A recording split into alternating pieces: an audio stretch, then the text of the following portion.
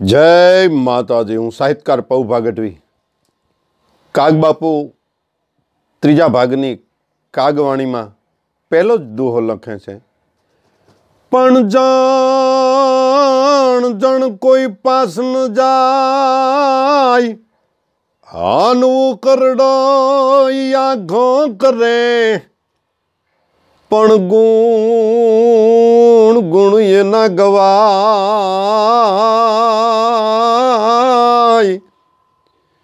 ए वो तो करहड़ पाके कागड़ा, गुण गुण ये ना गवाय।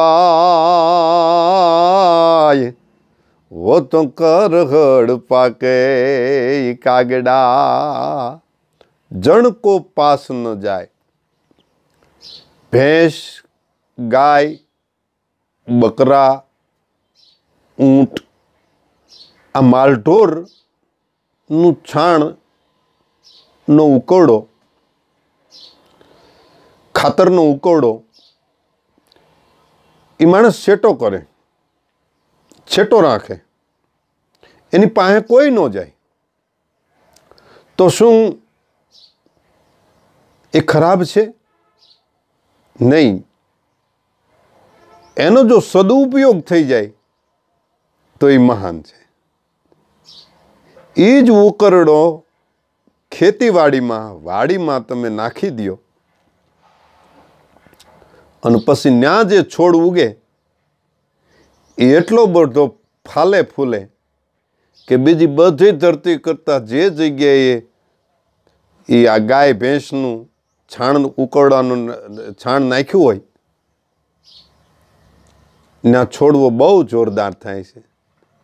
कहेवानो अर्थ कागबापूनो ई छे के कदाच बहारथी सारो न देखातो होय पण उपयोगमां जो सारो आवतो होय तो एने काढी न नखाय, एनो सदुपयोग करी लेवाय।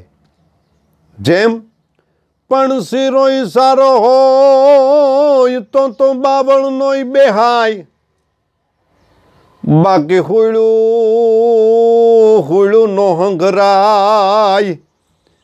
ए जन कोठाय भरीन कागड़ा, हुळू हुळू नो हंगराय। ओ वो तो कोठा भरीन कागड़ा, सीलो सारो होय तो बावळ नोय बेहाय। बावळ ना झाड़ ना पान झीणा होय एटले एनो छायो बहु घाटो न होय।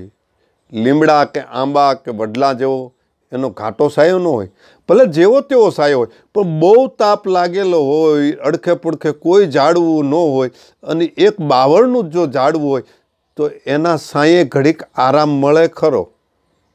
जेवो तेवो सायो होय तो थोड़ोक आराम मळे खरो तड़कानो, पण एनी जे हुळ्યું होय कांटा होय ई नो हंगराय। एनो अर्थ भगत बापू ई कहे छे कि कोई माणसमां जेवो तेवो गुण होय तो ई गुणने ग्रहण कराय, बाकी एनामां ने एमां कांटा जेवा जे अवगुण होय एने हंगराय नहीं।